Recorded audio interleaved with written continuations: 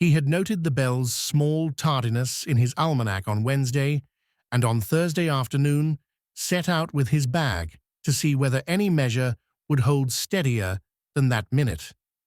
The road from his surgery to the Hale place ran 2 miles by his chain, a narrow track through second-growth spruce, where the ruts remembered spring. The sky held a hard, clean light.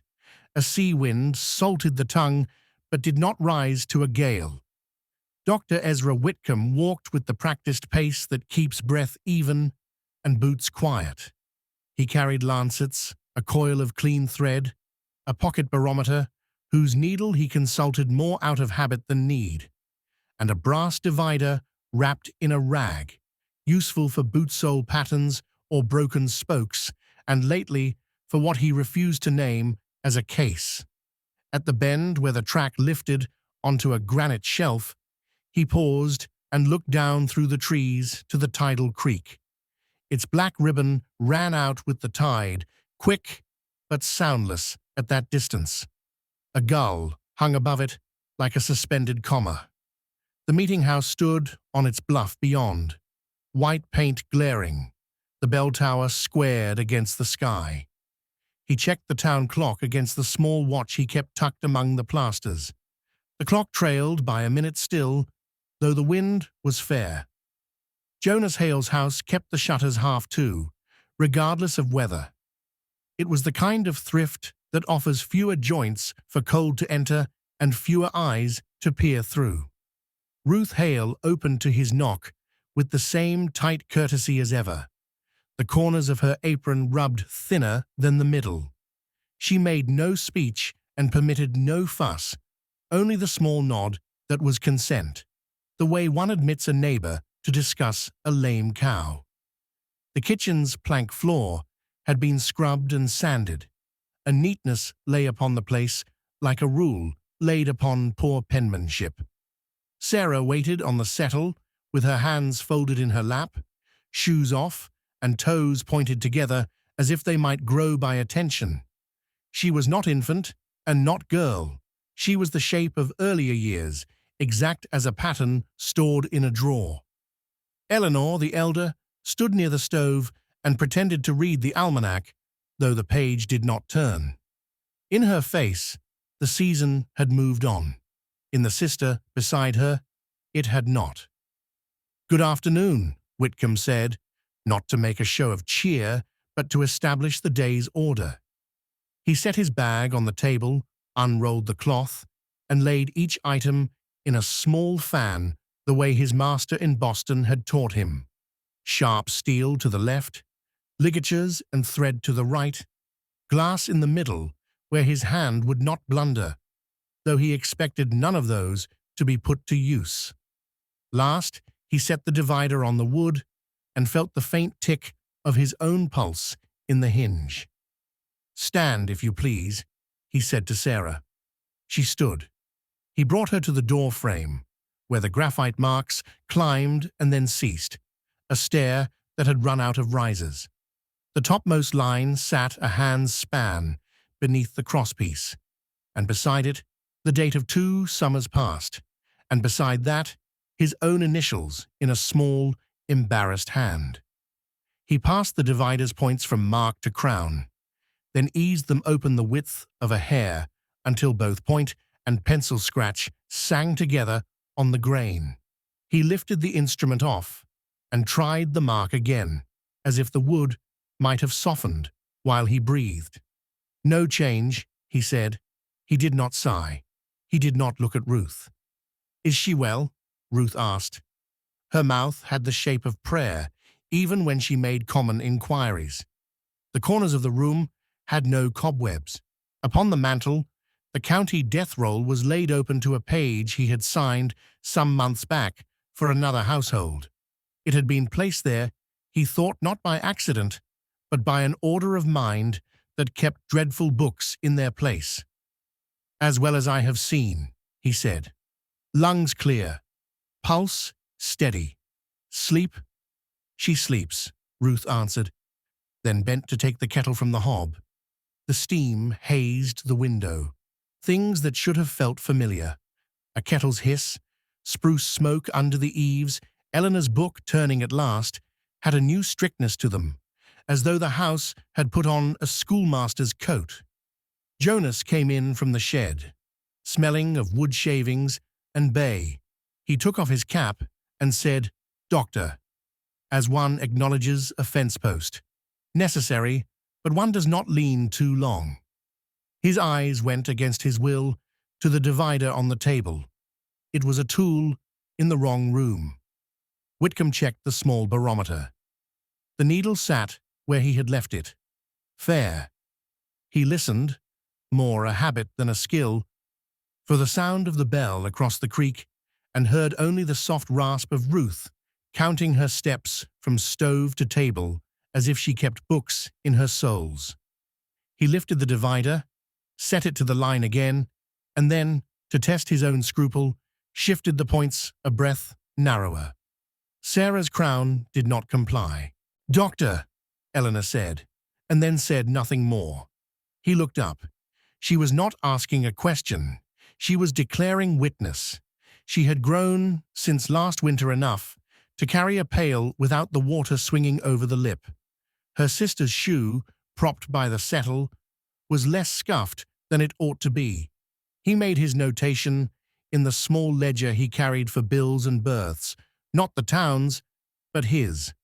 A line set in the same hand that had written chilblain tinctures and sowing dates for garden peas at his own place. Hale, S, no change, stature fixed at 5 hands and 1 thumb. Doorframe verified. He marked the date twice. He left the column where he sometimes noted the bell's condition blank for the moment, not because he had forgotten, but because the blank belonged there until he looked beyond the eaves.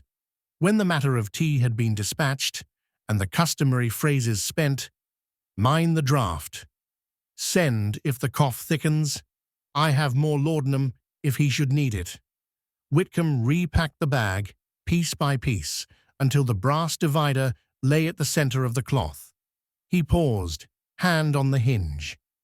Ruth's gaze had the force of a shut door, but not unkindly. Jonas stared at the knuckles of his hand as though they were a ledger he could not balance. Sarah hummed a child's song that had fallen out of fashion, and the sound put a shiver in the kettle lid. On the threshold, he glanced at the creek. The tide's edge showed a wet seam on the bank grass, lower than a half-hour before. A thin, bright line lay across the meeting-house clock face where the sun slid on glass. He took out his watch and counted silently until the minute changed. The town clock did not change with it. He stood listening. No wind. No hand on the bell rope. A gull canted and wrote a small arc in the air.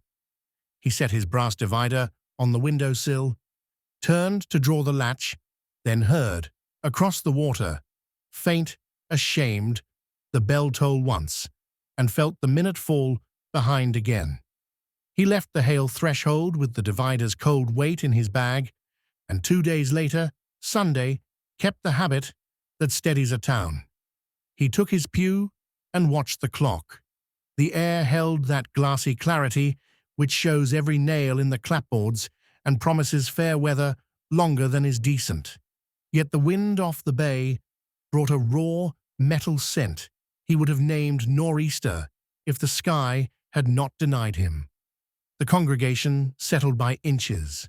Boots scuffed, hymnals whispered, a cough smothered to spare the pride of the cougher. Whitcomb sat where he always had, 3 benches from the front on the left, with the aisle at his shoulder, and the bell rope hung near enough that a man could see its fray and strength at a glance. He measured quiet the way a surveyor measures field edges, by what interrupts. Reverend Moore chose a long meter that morning. The tune lay across the room like a straight edge, when the bell, which ought to mark only the opening and the close, sent down an extra stroke of itself between lines. No ring proper, only a dull, interjected note, as if the tower had cleared its throat. A ripple of heads turned and then returned forward, baptized again into the pretense of order. Whitcomb saw, as if it had been waiting its hour to be seen, the strand of hemp in the bell rope, where fibers had sprung loose, an inch of the twist unlaid. The rope had both slackened and lengthened by a hand's breadth. He felt his own hand, traitor to composure, close around the little clock winder's oil he had brought by chance. By chance, he told himself, because he had meant to attend to the tower works after worship regardless. More went on. The doxology wavered. The rope dropped a yard during the amen and shivered like something that disliked being looked at. No child cried. It would have been easier if a child had cried. After the benediction, Whitcomb waited until the aisle opened like a stream undammed. Ruth and Jonas kept to the right-hand path down the green, Eleanor between them, Sarah 3 paces off, stepping in her small, strict pattern. Laughter ran back from her to the eaves. Common laughter, the kind that makes corners of mouths lift without consent. The minute hand of the meeting-house clock, visible through the tower window if one knew where to look, hesitated then, the slender tip quivering on the stroke it owed. "Doctor," Moore said beside him, not so much greeting as assignment. "If you would." "I will," Whitcomb replied, and climbed the narrow stair to the clock room where the dust has a different taste. He hung his coat on a peg, set his hat crown down on a beam, and opened the small leather pouch that held his tools for these secular sacraments. The oil can, a cloth, and the brass key for the regulator. He wound the weight and watched the drum take the rope. The frayed inch he had seen below did not yet present at this height. He wiped the arbor ends and gave each a count's worth of oil. No more. Too much is worse than neglect. Below, the yard rang with the muffled talk that follows church. Corn prices, a calf caught in barbed wire, and how it was freed. Mrs. Kelsey's nephew come down with the fever, but not the rash. Through the louver he saw Sarah without bonnet, hair shining like wire in sun, and heard her laugh again. He looked at the regulator's scale, and the little hand that can be moved to take up or give back seconds over a week. The clock's face and his watch at first married properly, then the clock, as if ashamed to be corrected, drifted 1 minute slow while he watched it. He went down by the same steps, careful of the smooth place where boys' heels had polished oak to treachery. Moore waited near the base with both hands folded. At the exact height, one folds them to chide and not to plead. "The line slipped," Whitcomb said, keeping his voice to practical facts. "I have tightened the weight and dressed the pivots. I should like a new rope before the frost splits this one all to tow." "See to it," Moore answered, and then added, too lightly for the words, "We are not to be made a byword." "I have never proposed that we should," Whitcomb said. He stepped outside into light that smelled like iron and emptied snow. Ruth and the girls stood at the fence, waiting for Jonas to return with the cart. Sarah had taken a wildflower in hand and was counting its petals into piles with the solemnity of a clerk, each small yellow coin placed and considered.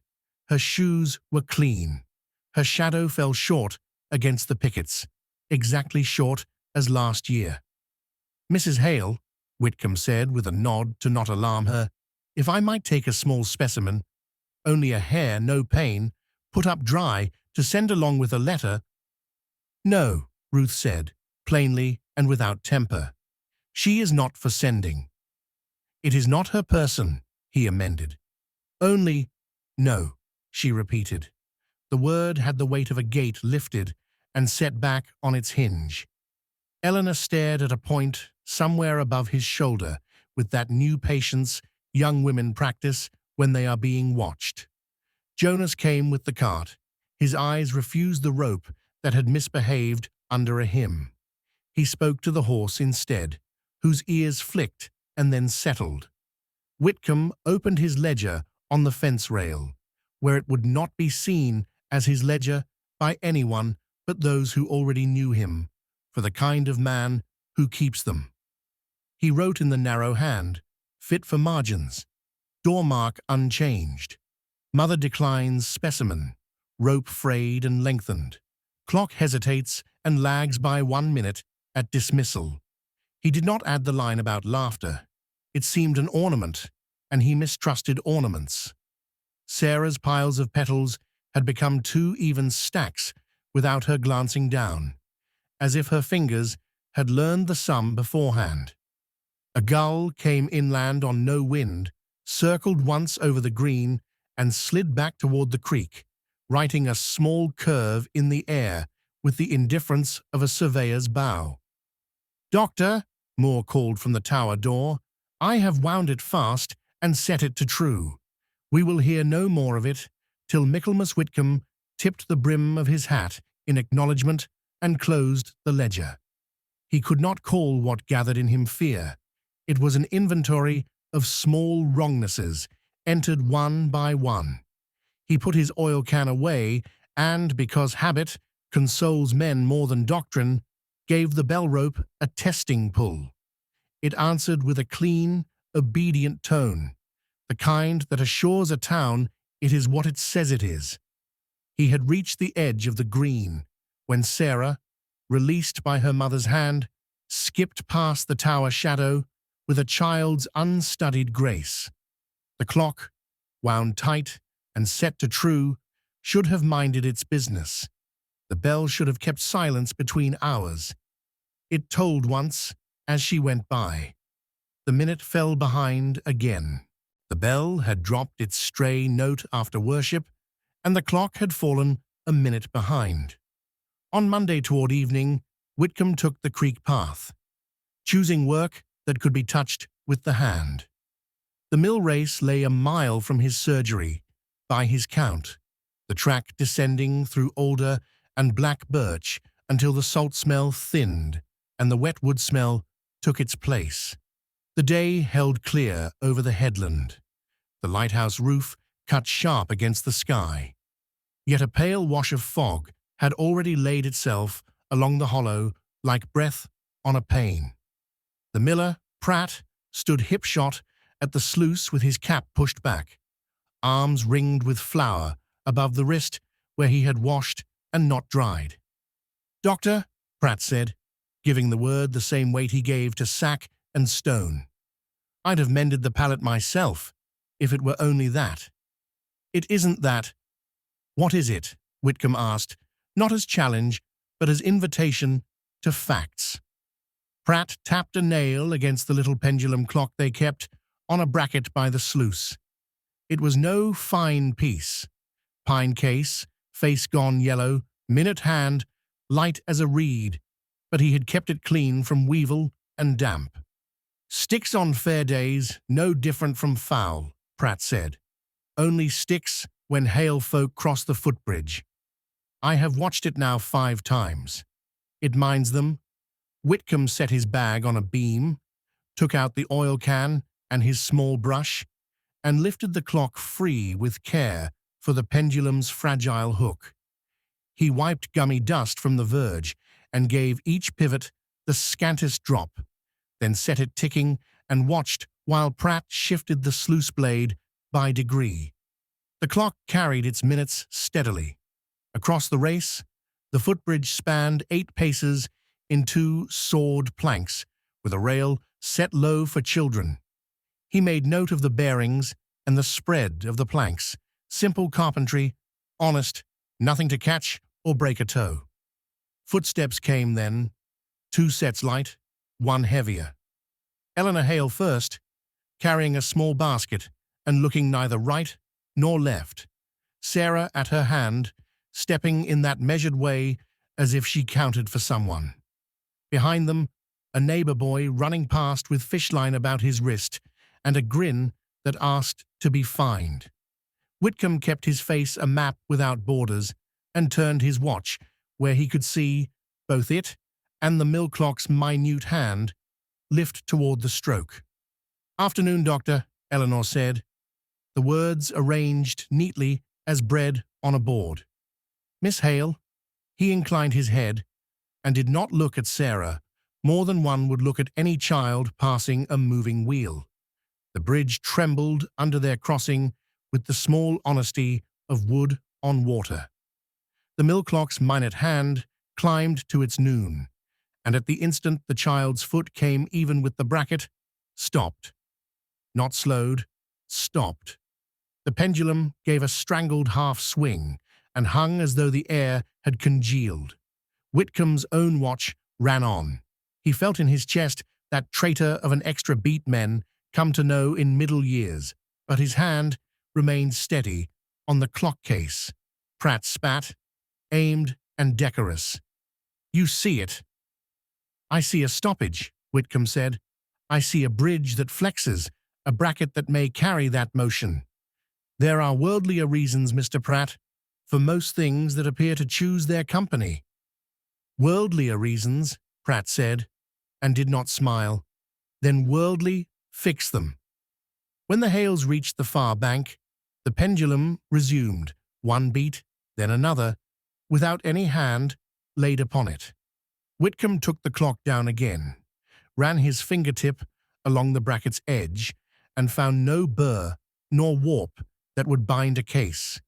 He set the clock on a barrel head and watched it take up its business like a clerk who has been caught idle. The creek ran out with an obedient rush. In the eddy below the bridge, a fish turned. A shad, sleek and whole, out of season by any housewife's book and wrong as a brass kettle set in a fireplace in July. Eleanor stood waiting for him, a little up the track where the fog began to pool, basket on her arm, as if she had been sent to bring him a portion and not to suffer any questions. Sarah picked at the bark of the handrail with a nail that had never been chewed down, then set her hands to the rail evenly as if a rule had been laid upon them. "You will walk with us as far as the lane," Eleanor said, and he understood she was not asking. He lifted his bag and went with them, counting his steps because numbers console. They spoke of nothing that matters to rumor. Eleanor mentioned that the salt pork had kept poorly in the last heat. Sarah recited to herself the first 12 of something in a whisper. He caught 7, 8, 9, not childish numbers, but the dry, counting voice of a woman making turns in a heel on a sock. Where the path rose toward the Hale Lane, wind cut the fog like a knife through curds, leaving pools of it on the low ground and the headland behind them clean. At the gate, Jonas had left the shed door leaning, the habit of a man who would rather ask the weather than fight it. Whitcomb heard, faint and swift, coins strike tin within the pantry, 1, then 2, though he saw no caller on the road. The sound made its own ledger entry somewhere in his mind, and would not have struck him if he had not stood within its page before. Ruth met them in the kitchen with that same unyielding courtesy that was her shelter. The doorframe marks sat where they sat. Whitcomb did not take off his coat. He was not staying, but to do the thing required of him by practice and by a private theory he would not dignify with a name. "May I?" he said, and did not name the object. "You may," Ruth said, and stepped aside. Sarah stood under the lintel without being told. The topmost line, 2 summers old, lay under his eye as familiar as his own script. He opened the brass divider, set one point to the penciled mark and the other to the crown of her head. He felt the hinge give a hair and then seat. He lifted the instrument away and tried again, not as a man tries a lock, but as a man checks whether his hand has learned a wrong habit. The points met the line exactly. He set the divider to last year's span from his ledger, copied on a slip he kept folded in the bag, 5 hands, 1 thumb, off by a breath on purpose to see if his tool would correct him. The divider refused correction. It gave him back his own number. He wrote in his ledger upon the table's edge, small, so no one would call it a record. Mill clock arrested at crossing. Bracket steady on inspection, shad seen. Intact, out of season. Pantry tin sounded though no door knocked, fog low in hollow, headland clear. Door mark verified. No change. He closed the book and set the brass on the sill to cool, though it was not warm. Sarah, idle and exact, pressed her palms together 3 times, as if bidding time to make a third stack beside the 2 it had already made without her. Outside, a gull split the fog seam above the lane and disappeared toward the creek with the voluntary indifference of weather. Whitcomb, because he could only exhaust his own methods, eased the divider open 1 more hair and brought the points down. They would not meet the crown. He closed them back to the span written last year, and the metal-kissed pencil as if the wood itself had learned his hand. On Tuesday, he set the divider to last year's span, and it answered like a key seating home. By Wednesday night, having watched the mill clock hang and the bell slip its single shameful note, he cleared his table and laid out paper enough to hold a season. Whitcomb's parlour served as surgery by day and office by lamplight. He trimmed the wick to a nail's width of flame and squared the ruled sheets to the table edge. The house kept the sound a tidy house keeps, stove tick, cord of wood settling, a mouse reconsidering the baseboard and then choosing elsewhere. He drew 3 columns with a carpenter's pencil, bell, clock, creek, and beneath them, lines for place, minute, weather. It steadied him to have headings. He wrote small to save paper and pride. Bell, doxology, interposed toll, rope lengthened approximately 1 hand, dismissal, 1 toll at child's passing. Clock, tower set to true, lagged 1 minute at dismissal, mill bracket, stoppage at footbridge crossing, pendulum arrested. Creek, fog pooling low while headland clear, shad turned in eddy, intact, out of season.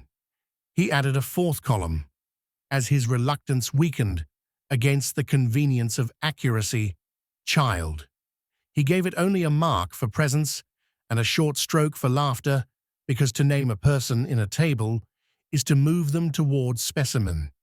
Even so, the marks fell in a cadence he did not like. Present, present, present beside each defect. He folded the first sheet, began a second, and dated the top in his narrow hand.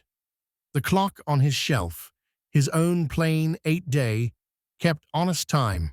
He wound it, not because it needed winding, but because the act mended something in him. Outside, the creek's faint rush carried up the bluff, as it does when the tide turns and the air is heavy enough to bear it. There came then a knock he recognized as official. 2 quick, 1 slow. Deacon Bell, aptly named and never having forgiven it, stood on the step with a letter held level like an offering plate. The seal wore a small crest in red wax, a device he had seen on notices in Boston years ago when he was still easier to impress. From the Society, Bell said, as if the word itself were a favor. The Reverend requested it be put directly into your hand. Thank you, Whitcomb said. He did not invite Bell in. He did not need the man's eyes on his columns. Bell, who believed his duty completed when paper changed hands, bowed a fraction and went, the boards of the step, noting the weight and giving it back. Whitcomb turned the letter in his fingers. The paper had the stiffness of good rag and the smell of storage. He warmed the wax a breath above the lamp to ease it and lifted the seal clean. The hand within was clerkly and cool. Sir, We have received your note respecting an irregularity of growth in a parish child and certain reports of chronological disturbance in the mechanisms of that town. We make no doubt of your sincerity, but must decline any deputation at present. The Society has suffered from injudicious accounts in the public prints and can lend no name to matters likely to be misconstrued by the credulous. We recommend silence, diligence in ordinary physic, and a charitable discretion. By order of the corresponding secretary. He read it once through and then again, because repetition reveals the seam where a thing is joined. There was no seam. The letter was a single, smooth refusal. He placed it flat on the table beside the columns and looked at the way the neat lines diminished it not at all. He knew enough of men to know when they feared laughter more than error.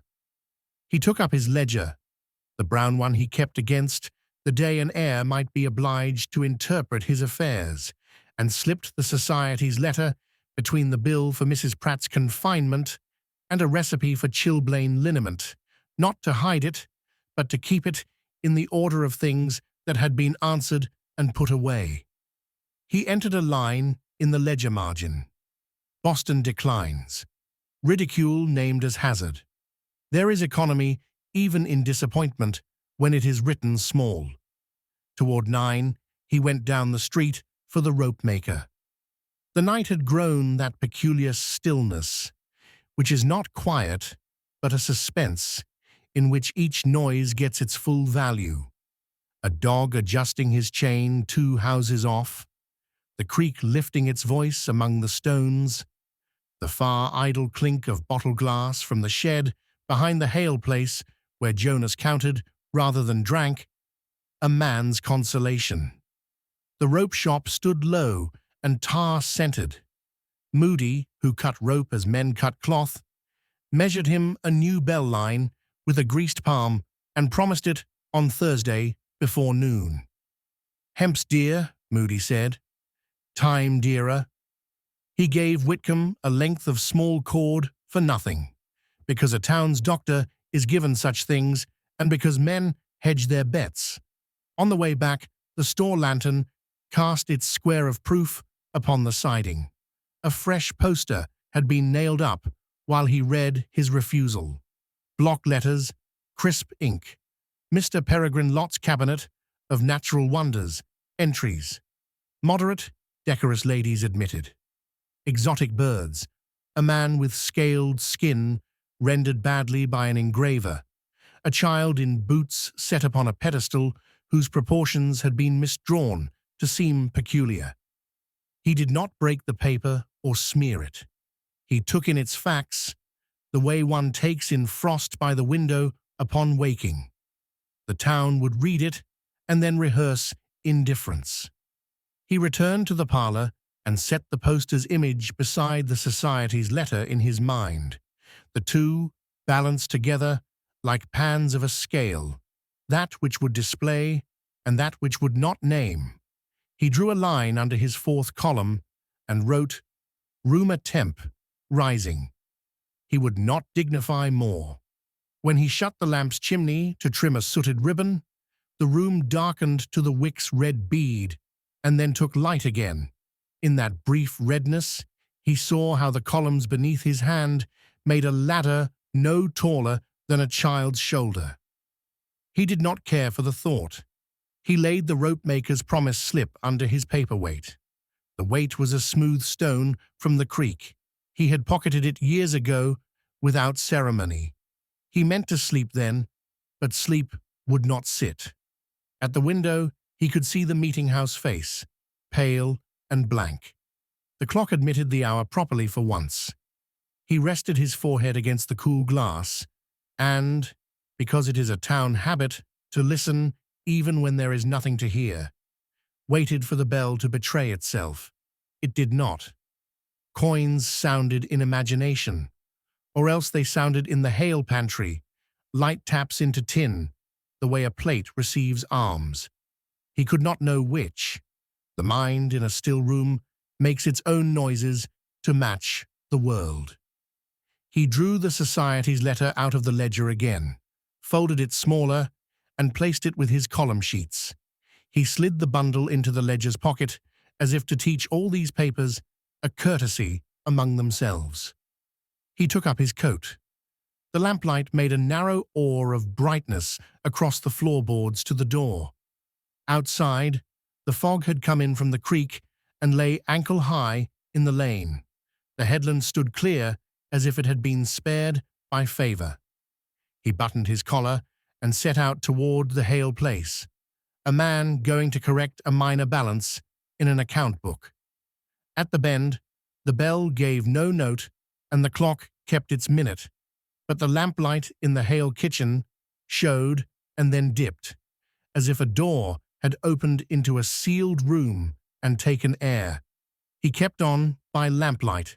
He had folded Boston's refusal into his ledger and walked by lamplight toward the Hale place. Now, with fog lying ankle-high along the lane and the headlands spared, he stood at their threshold and asked a thing that was not in his usual round. Ruth opened, as she always did. Apron corners, thinned by rubbing, mouth set for courtesy. The kitchen carried its sober order.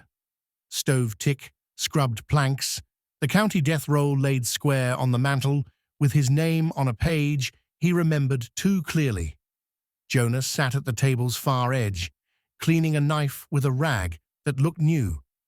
Eleanor stood behind Sarah with a hand upon the child's shoulder, not grip but measure. The doorframe marks waited like small steps carved into air. Coins did not ring now, but he thought of them as one thinks of a kettle that might boil over, watched for sound. "I will ask you for a key," Whitcomb said, laying his bag on the table and keeping his voice to its ordinary pitch. "Only to look. I will take nothing from your house." Ruth's gaze did not soften, but it moved.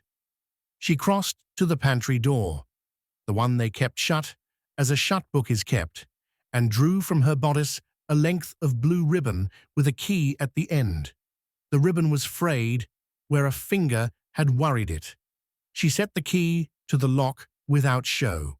The wards turned like a jaw, deciding to unclench. The smell that came out was of cold flour, dried apple, and the clean sweetness of oilcloth. Ruth held the door and did not step in. "We have had callers," she said. "They will have their pennies back, if you mean to say their pennies did harm." "I mean to say nothing yet," Whitcomb answered. "I mean to look."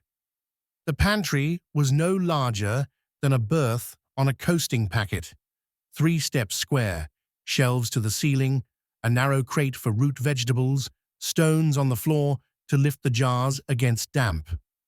On the middle shelf stood a tin with a slit cut in its lid, dull from many hands and dented on one side as if a thumb once pressed too hard while deciding.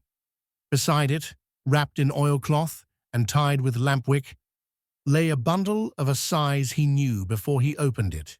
His own brass divider was in his bag. He did not need to see what twin had been put by here. Still, he unlooped the wick and turned the oilcloth back.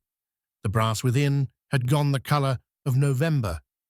Its hinge bore a bloom where salt air finds the smallest invitation.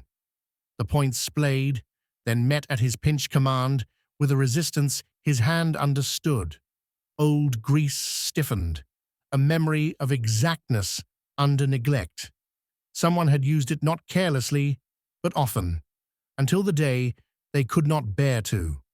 He folded it shut and wiped the brass with the edge of the oilcloth before laying it where he had found it. Under the tin, a small book rested, pasteboard cover, twined through 2 holes to make a binding, pages browned at the edges and rag smooth where fingers had turned them often. It was a woman's book, made from what was at hand and not meant for eyes outside the circle of her work. He looked at Ruth. She looked back, and the set of her mouth said that if he must undo this, he must do it gently and be done. I will not keep it, he said. I will only read enough to know what thing we stand inside. You will read it here, she answered, and stood aside, not more than half a pace. Eleanor did not move her hand from Sarah's shoulder. Jonas fixed his eyes on the knife, as if a nick could be smoothed by staring. Whitcomb opened to the middle. The hand was small and regular, each letter made complete. No tail left to guess, no dot missed. But the words would not give themselves. A shift had been laid upon them. Each letter stood for its neighbor forward or back. Not more cunning than that, yet it kept a neighbor from a neighbor's thought, if he had only minutes to spare. He had more than minutes. He bent, set the tip of his pencil to the margin, and named a row of letters in their proper order. The slow child's way his master had cured him of once, and which had never quite left him.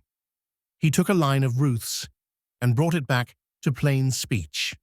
Bell lagged, she fed, and laughed, slept.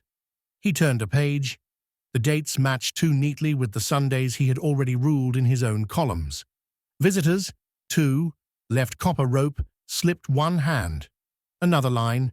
More called, prayed, she quiet after. A page earlier. When the bell lags, she is well. He moved his pencil back over that last, not to change it, but to mark its weight. What did you write? He asked, low, because he wanted to hear the sound of her principle. I wrote what I saw, Ruth said, and what I would not have any butcher read over his meat. I wrote it so that if I forgot.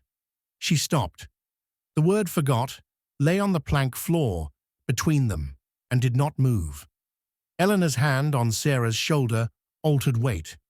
Sarah looked at the tin with the tight attention she had given the flower petals by the fence, as if she measured the tin with her eye and found it equal to a thought.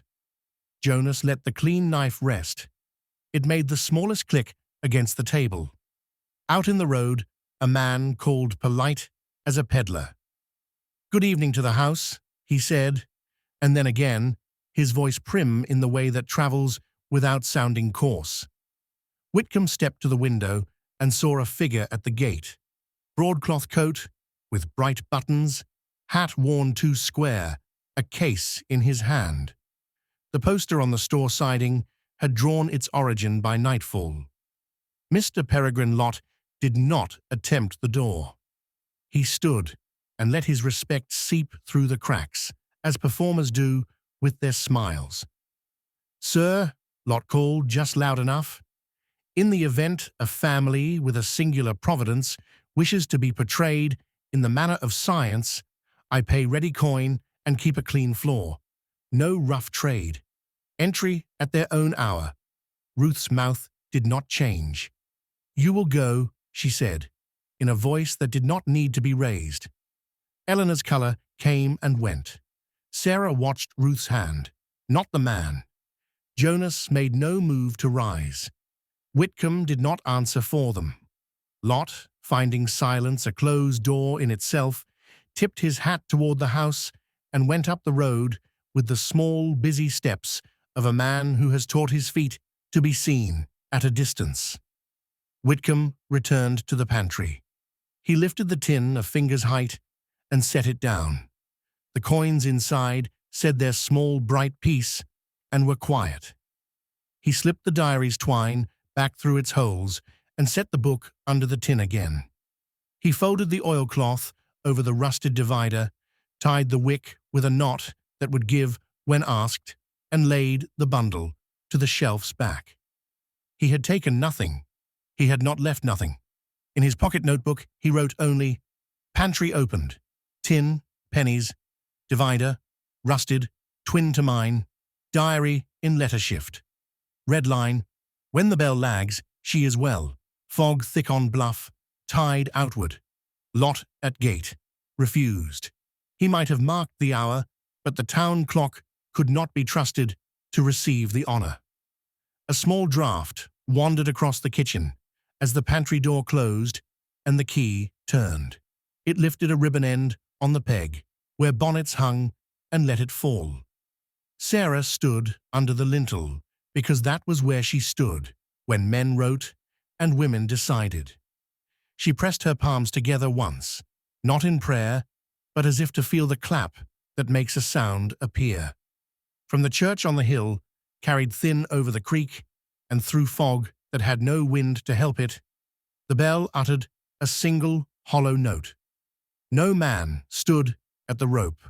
The minute fell behind again. He had read Ruth's cipher to plain sense and heard the bell utter its single note with no hand on the rope. By Thursday dusk, he had set his own terms for a watch that would leave rumour nowhere to nest. Moody delivered the new hemp at noon, sound, tar-sweet, each strand tight as a well-kept promise, and Whitcomb watched him reeve it over the wheel and down the belfry throat. At the foot of the rope, Deacon Bell pasted a paper seal across the last turn and pressed into the wet wax a tin stamp the clerk used for writs. The county pine flanked by 2 short stars. "If any man pulls, we shall know it," Bell said, more to the air than to him. Whitcomb answered with a nod and set his small barometer on the window-sill of the nave, where it could be seen by any doubtful eye. He drew the pendulum clock from the vestry press, a plain 8-day, its face freckled from damp, and wound it smooth, then took a dry cloth to the brass to banish any excuse. He placed it on the first pew's bookboard, where the minutes would be public property. Light went out of the windows by inches. The creek's tide had turned inward. He heard its higher speech through the open door before Jonas shut it against chill. More came in vest and bands, not to preach, he said, only to ask the Lord's pity on men who borrowed trouble. Lot stood outside, under the eaves with his hat in both hands and a poster rolled near enough that paper might learn the shape of the door. He spoke to no one but, like a millpond, still asked to be looked at. The Hales arrived near 6:30. Ruth did not look up. Eleanor stood straight, with the strength that had grown in her while her sister did not. She kept Sarah's hand on the crook of her arm as if correct posture were a medicine. Whitcomb made his conditions audible and dull. "We are to keep the doors on the latch and the windows 1 inch, for air. No man touches the clock, the barometer, or the rope. We will attend only to what we can see with our eyes and hear with our ears. If there is a stoppage, we will note it. If there is not, we will note that. And I shall be as glad of it." He felt his own voice take on the calm of a ledger. Calm convinces no one who needs spectacle, but it gives the decent something to hold. The congregation divided itself without instruction. Those who had felt affronted by whispers took the right aisle. Those who had fed them took the left. 2 boys, sworn to silence by their grandmother's fingers at their collars, leaned forward so far their shirt buttons showed white moons at the strain. Deacon Bell sat where he could sight along the rope seal. Moore stood by the pulpit with a hand on the rail, not in threat, in occupation. Jonas chose a pew end near the door, as if to master that one thing. His knuckles kept their color at first, and then gave it up. Whitcomb set his watch to the pendulum clock, both at 7, and laid one finger on the brass divider in his coat pocket the way a man checks the coin still rides where he placed it. The metal had found the day's cool and gave it back. He would not touch the instrument before witnesses unless asked. He liked that resolution, as one likes the firmness of a good knot. At 7 by the pew clock, he glanced through the crack the door left and saw fog already lying ankle-high in the lane again, though the headland's line against the sky stayed sharp enough to cut with. The barometer needle sat 1 hair above fair and did not twitch. Someone's throat asked to be cleared and was not. The nave held itself like a chest that means to forego a cough. Sarah stood where Eleanor placed her 3 pews from the front, small palms set on the backboard, feet precisely parallel, her weight divided as a seamstress divides thread to make the twist right. "Let us pray," Moore said, not in show but in economy, and bent his head. The pendulum beat over the words and under them. When Eleanor smoothed Sarah's hair back behind one ear, a gesture so practiced it made no sound, Whitcomb saw the pew clock's minute hand hesitate on its lift. He lifted his own watch without making it a ceremony. His watch did what it should. The pew clock did not. It gave the impression, no more than that, of leaning against its duty. "Note the minute," someone whispered, then bit the whisper back, as if it had broken loose by itself. "At 7:13, Whitcomb said in a voice meant for records, perceived a hesitation of the minute hand. Pendulum, beating steady. He kept his eyes on the swing and the hand together. They parted company the way 2 friends part when one has been prevailed upon to do a small wrong and the other pretends not to see it. The pendulum faltered then, a skewed arc, a swallowed half-beat, and the bell above them spoke once, a hollow, shy utterance like a word recalled too late. Heads raised, the paper seal on the rope fluttered with the draft that follows any sudden silence. It held. No hand had touched it. Whitcomb's barometer needle, which should not concern itself with parish tempers, dipped the quarter of a line and then returned as if the air had felt a body pass and resumed its figure. 7:14, he said, and wrote it without flourish. "That is enough," Moore said, but it was not command. It was grief dressed as order. Lot's shadow moved against the door crack. Jonas's hand found the edge of the pew and gripped until the finger bones made little ridges. Whitcomb opened his coat by a button to ease breath and felt against the lining. The brass divider lent him its cool again, and then, no, it was warmer than it had been, the hinge taking a breath of heat as a living thing will under a palm. He moved his finger away, which did not change what the finger had known. "Doctor," Deacon Bell said, not to him, but into the air, where a verdict might congeal. "There has been deceit. I see a clock that stumbled, a rope that holds with its seal entire, and a bell that voiced when it should have been patient," Whitcomb replied. "We will write that and sit another 10 minutes and write what the next 10 give us." They sat. The creek sounded fuller now, pushing up among its stones. The nave gathered the damp, the way bread gathers steam under a cloth. A moth battered itself once against the lamp chimney and then learned the glass. Sarah lifted her hands from the pew back and set them down again exactly where they had been, a minor correction, as if she disliked waste. At 7:20, the pendulum took its business back as if ashamed to have let it go. The minute hand stooped to its proper labor. The bell stayed mute. Moore exhaled audibly and then contrived to turn it into a hum. Someone in the left aisle tried to turn amusement into cough and made neither. The barometer needle had the decency to pretend it had not been caught moving. Whitcomb did not declare a doctrine from these motions. He wrote the times and the facts, as he had promised himself he would. He drew a line under them, and then another under the line, not to emphasize, but to keep the page from slopping into the next.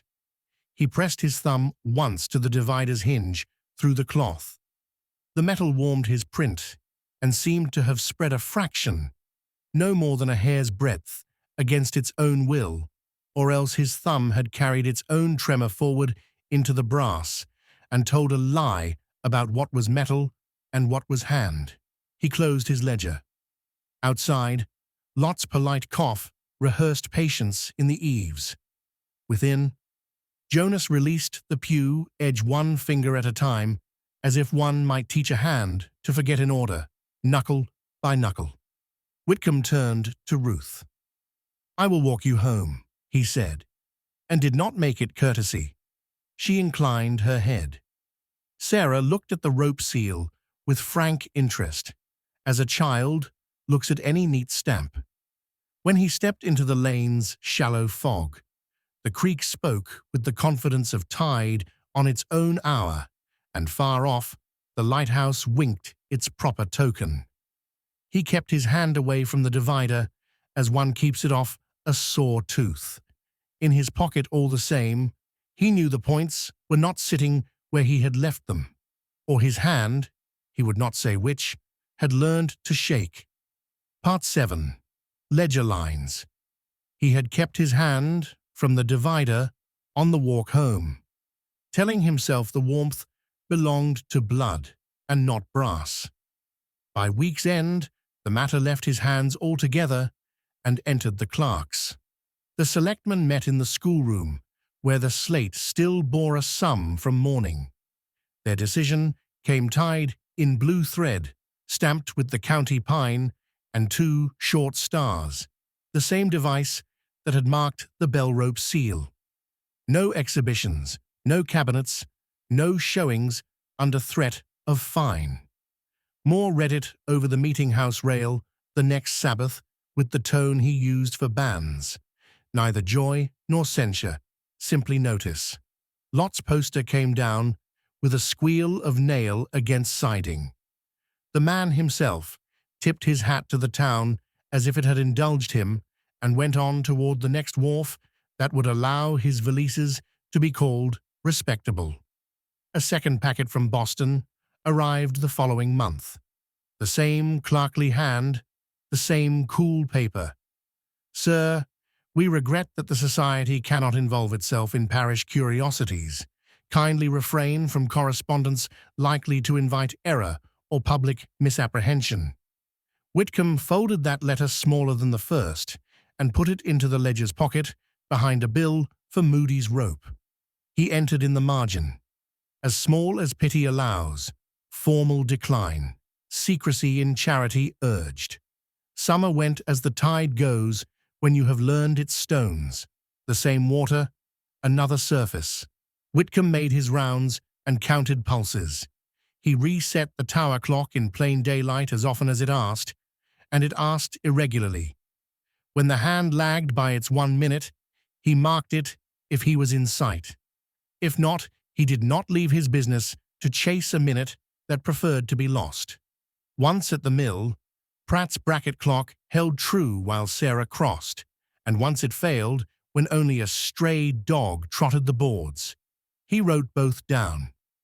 It is a habit of men like him to allow contradiction a neat line. In September, Eleanor spoke to him in the lane with her scarf tied to cover a smile she would not put on display. She was to be married in Advent, she said, to a man from upriver who knew oxen and fence law. The strength in her carriage, which had seemed borrowed, now had a home. She stood as a woman stands when she is expected somewhere and is equal to the expectation. Sarah stood beside her and watched a fly test the window glass. Whitcomb kept back the thought, useless, ungenerous, that to stand beside what does not alter is to measure one's going with a sharper rule. Jonas went by degrees. He began to count bottles as a man counts fence pickets, this one upright, that one leaning. He spoke to Whitcomb in the shed once, not for doctoring, only to say a thing he did not owe anyone. "It is not the girl I fear, doctor. It is the talk. The talk keeps better time." Then the bell. Whitcomb answered like a tradesman, "I will not add to it," and meant it. The talk learned to go on without him. Winter settled with a clean sound, no fuss, the way a lid seats on well-cut threads. The creek wore ice along its shoulders. The channel showed black and trustworthy.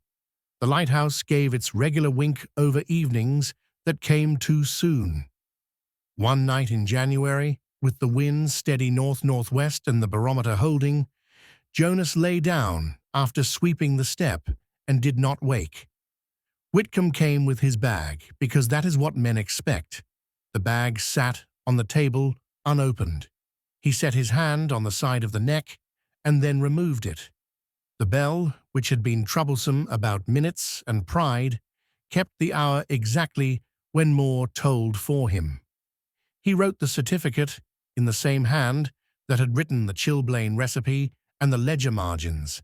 Cause, apoplexy. He did not add the shed's glass smell or the way Ruth's gaze held the room square. He closed the pantry door himself when someone left it ajar, and hearing the tin give a small, agreeing tap, relocked it and returned the key into Ruth's palm, which was steadier than his. Eleanor married in thaw. She came down the lane with her husband and a sled that had seen better years. She kissed her sister's hair with an economy that denied no feeling. The couple went upriver with a promise to visit at barley harvest and did not keep it before seed time. Whitcomb did not mark that in any book, yet he remembered it as he remembers weather when deciding a patient's purgative. The town learned forgetting in public. Men at the store discussed schooners and tariffs and agreed that no one had ever made a spectacle here. If the tower fell a minute behind now and again, Deacon Bell drew the regulator back with ceremony and called it maintenance. Moore spoke of patience and made small changes to his lessons so that charity wore no face. Years made their slow arithmetic. Ruth kept her house like a ledger, balanced nightly. Sarah stood at the door frame when Whitcomb came and let him set the divider if he wished, which he did less often because the instrument does not deserve to be asked the same insult so many times. The brass in his bag learned the warmth of his hand and the cold of the sill. Its hinge worked with the smoothness of habit and the stubbornness of metal that has been told the same size for too long. In the pantry, under the tin, the diary in cipher lay with its ribbon pressed flat, the knot left as he tied it. He read no further lines. He had enough. One autumn, after an equinoctial blow that threw kelp halfway up the green and broke a sash in the school, Ruth sent for him with a neighbor boy. He went expecting a cough or a fall on the step. The kitchen had the clean repose of a task done to completion. On the table lay the family ledger, open to the page of births and deaths, the line where a daughter's name had been written the year he first measured her. Ruth had entered an age in her own small, regular hand. 32. There was no flourish. The doorframe mark stood unchanged beneath the crosspiece, graphite dull as ever, a stair's last riser. He examined because work requires its gestures even when they humiliate the hand. Pulse, lids, air at the lip. He wrote exhaustion of the frame and the date, and beneath that, a line that was no theory. Care given, no pain observed. He did not lift the divider from his bag. He closed it with a deliberate care as if quiet could be put into it and carried away. Outside, the creek ran out on the turn, quick and soundless at that distance. A gull hung above it like a comma where a sentence declines to end. On the bluff, the meeting house clock showed the hour correctly. He waited for the bell to misbehave, and it did not. The air had the raw, metal scent that promises snow, the headland cut clean against a sky that had room for whatever men said into it. He sealed his own report and walked it to the clerk. In his parlor that night, he slid Boston's letters back into the ledger, not to read them, only to account for their weight. Then he went to the window and set his forehead to the cool pane and looked toward the Hale place. In his mind, he saw the door frame, with its small, insistent line no taller than a child's shoulder, and the pantry key ribbon frayed where a finger had worried it, and the tin that had learned to answer coin with coin. By habit, he took up his watch and counted, and when the minute changed, the town clock changed with it. He did not call that mercy. He wrote nothing further. He sat and listened while the stove ticked and the creek kept its own time.